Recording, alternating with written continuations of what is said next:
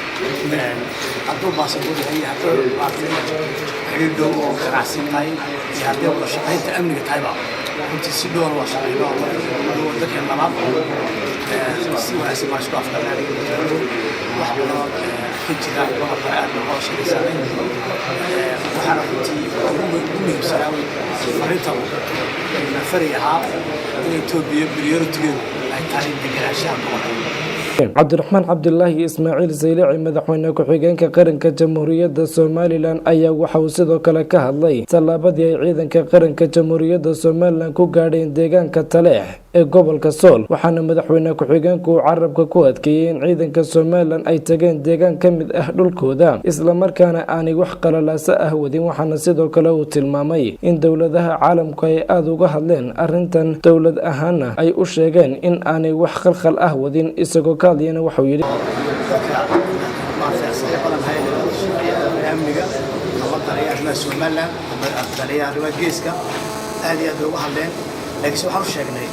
inaan Soomaaliland dowladda Soomaaliland hay inaan wax dhibaato wadin arintan tirinahay in dadka reer Soomaaliland dhibaatada bay ku dhicin sidii markii hore ku dhacday oo nabadgelyada la ilaaliyo marka dadka la gaarsiiyo wala ku qaraceen kan wax dhibaato kama wadno waxay diideynaa in meesha ka abuurato dad ka abuura qalaase hadhow halkaas maanta Hargeysa balay kala soo doorasho wala ku qaraceen tiimka digitaankaasi mid ahaa nabada oo dadka ugu dambeyntii madaxweyne ku-xigeenka jamhuuriyadda Soomaaliland mudane Cabdiraxmaan Cabdilaahi Ismaaciil Saylici ayaa waxa uu ka hadlay shirweynaha xisbiga kulmiye waxaana uu sheegay in shirweynuhu uu qabsoomayo laguna wado in uu si rasmi ah u qabsoomo wiiga inagu soo fool ma qabo inuu shirku qabsan waayo insha Allah aan riyana isla bishan ma ku jiro waqti wiiga soo socda shirku qabsan rajayna dacwa kama rajayna dambo afsan bishan